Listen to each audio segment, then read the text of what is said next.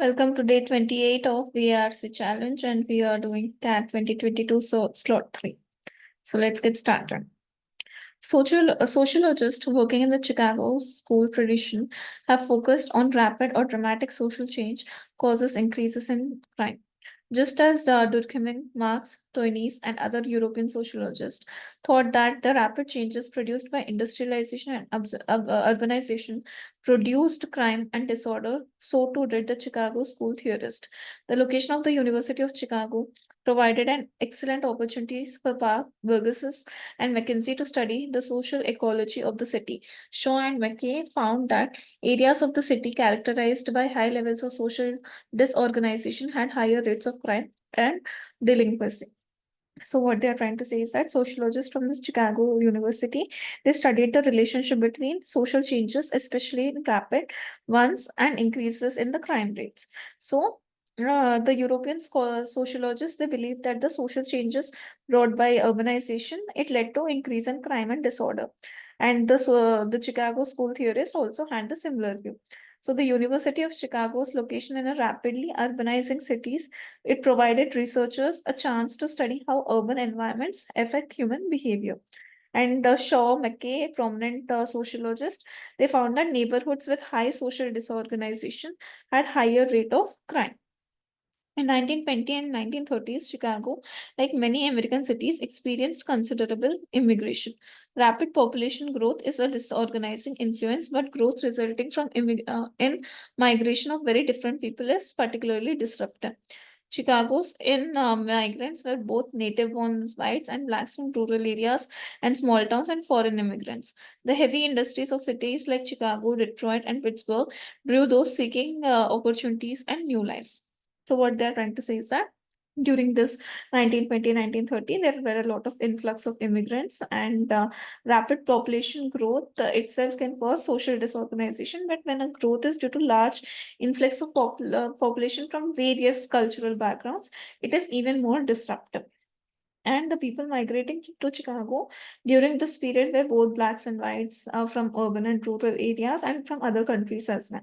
So the industrial economy of cities, it attracted people looking for work and better opportunities, especially in manufacturing and other industries.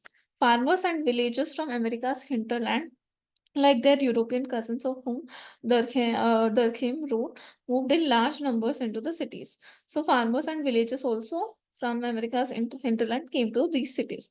At the start of the 20th century, Americans were predominantly a rural population, but by the century's midpoint, disrupted by the differences between urban and rural life, according to social disorganization theory, until the social ecology of new place can adapt. This rapid change is a criminogenic influence, but most rural migrants and even many of the foreign immigrants to the city looked like and eventually spoke the same language as the natives of the cities which they moved. These similarities allowed for more rapid social integration for these migrants and was the case for American and African most foreign immigrants. So, at the beginning of 20th century, the majority of Americans lived in rural areas, but by middle of the century, they were also in the cities. So, transition from rural and urban created a disruption in social lives of both new migrants and those who already lived in cities due to cultural and lifestyle differences between them. So, the social disorganization theory suggests that rapid social changes creates an environment where social norms break down, leading to increased crime until the community adapts to the new conditions. While rural immigrants and many foreign immigrants had different background, they were often similar to native city dwellers in terms of appearance, and eventually they also learned to speak the same language, which made social integration even more rapid. And these similarities helped rural migrants integrate into a city more quickly than foreign immigrants who faced more significant barriers to integration. In these same decades, America experienced what has been called the Great Migration, the massive movement of African Americans out of the rural South and into northern and some southern states. The scale of this migration was one of the most dramatic in human history. These migrants, unlike their white counterparts, were not integrated into the cities they now call home. In fact, most American cities at the end of 20th century were characterized by high levels of racial residential segregation. Failure to integrate these migrants, coupled with other forces of social disorganization, such as crowding, poverty, and illness, caused crime rates to climb in these cities, particularly in the segregated wards and neighborhoods where migrants were forced to live.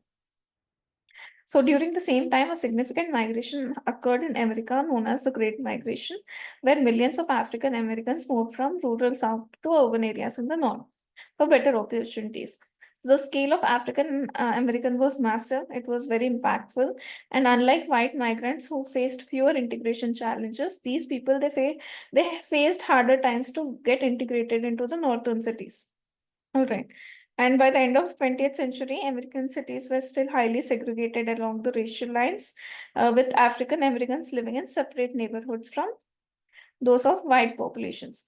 The inability to integrate, combined with social issues like poverty, illness, overcrowding, led to higher crime rates, especially in segregated neighborhoods where the migrants were forced to live. Foreign immigrants during this period did not look as dramatically different from the rest of the population as blacks did, but the migrants from Eastern and Southern Europe who came to American cities did not speak English and were frequently Catholic, while the native born were mostly Protestant.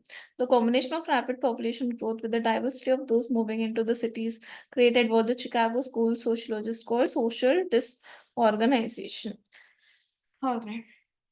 So while foreign immigrants from the Eastern and Southern Europe were not as visibly different as African Americans, they still faced challenges due to language barriers or religions differences, as many were Catholic, whereas Americans were Protestant.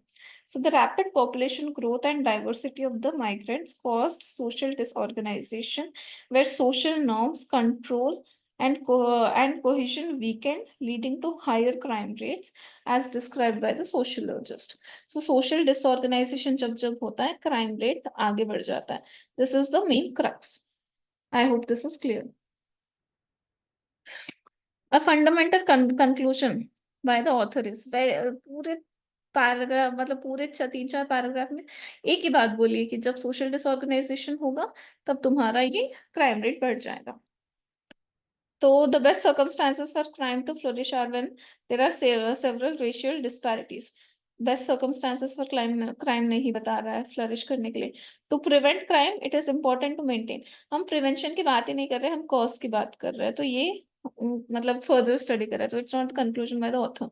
According to European sociologist, crime in America is mainly in Chicago. ये तो बोल ही नहीं रहे हम लोग conclusion कहाँ से है. Rapid population growth and demographic diversity give rise to social disorganization that can feed the growth of crime. Exactly. Rapid जब भी changes आएंगे, diversity जब भी होगा, तब ये सारी social disorganization होगा, adapt नहीं कर पाती है societies, which leads to crime. Now, the author notes at the start of the 20th centuries, Americans were predominantly a rural population, but by the century's midpoint, most of them lived in urban areas. Which one of the following statements, if true, does not contradict the statement? Demographic transition in America in the 20th century is strongly marked by an out migration from rural areas. Exactly. कि rural से हट के urban में जा रहे हैं. So this is fine. Census conducted showed that more Americans lived in rural areas. तो ये तो opposite हो गया. Estimation of per capita income in America in the mid 20th century primarily required data from rural areas. मतलब rural में ज़्यादा है कह रहे हैं, wrong है. They have found that throughout this 20th century, it has been largest in rural areas. ये भी गलत है. First is your answer. Now, which one of the following is not an inference? The failure to integrate in migrants along with social problems was a significant reason for a rise in crime, very explicitly given. According to so and so theory, past phased social change provides fertile ground for the rapid growth of crime. Yes, ये social disorganization होता है तभी crime rate बढ़ता है. Differences between urban and rural were crucial factors in disruption experienced. Yes, culturally they were different, diversity theme. According to this, the social integration of African American migrants into Chicago was slower because they were less organized. इसका कहाँ बोला गया है कि slower था, कुछ भी नहीं बोला गया. Fourth is your answer. Which one of the words or phrases best encapsulates the issues discussed? Durkheim marks ये सब तो issues आते ही नहीं है. Chicago school, native born whites, European immigrants, poverty. Main चीज क्राइम जो है वो तो इग्नोर ही करती है. Chicago school, social organization, yes. Migration, okay. Crime, okay. Rural rapid population growth, heavy industries, segregation. इन दो वर्ड्स की वजह से ये नहीं है. 3 is your answer. Now, to defend the sequence of alphabetization may seem bizarre, so obvious is its application that it is hard to imagine a reference catalog or listing without it. But alphabetical order was not an immediate consequence of the alphabet itself. In the Middle Ages, difference for ecclesiastical tradition left scholars reluctant to categorize things according to the alphabet. To do so would be a rejection of the divine order. The rediscovery of the ancient Greek and Roman classics necessitated more efficient ways of ordering, searching, and referencing text. Government bureaucracy in the 16th and 17th centuries weakened the advance of alphabetical order, bringing it with pigeonholes, notebooks, and card indexes. Main इनका यही कहने का मतलब है कि जो तुम्हारे alphabetical order है, नाउ दैट इज ऑल्सो मतलब अल्फाबेटिकल ऑर्डर को बहुत टाइम लग गया कि वो एक मिडिल ग्राउंड, एक कॉमन ग्राउंड पे आ जाए. क्यों? क्योंकि कुछ चीजें लैक कर रही थी कि लोगों ने मतलब rejection of a divine order कर दिया, या people were reluctant to categorise, and bureaucracy थी, या मतलब अप्रिसिएशन नहीं था, ये सारी चीजें.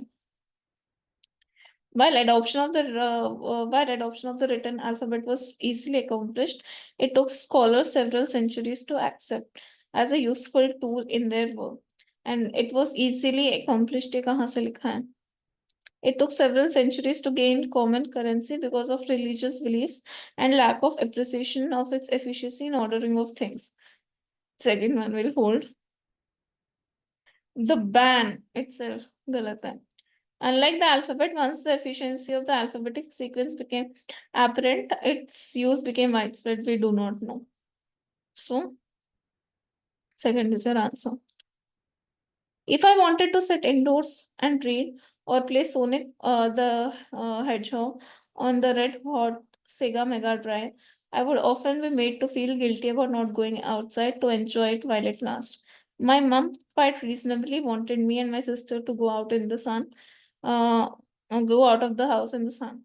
Tales of my mom's idyllic sounding childhood in the Sussex countryside, where trees were climbed by 8 a.m. and streams navigated by lunchtime, were passed down to us like folklore.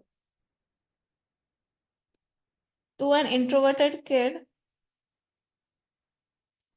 it felt like a threat, and the feeling has stayed with me. All right.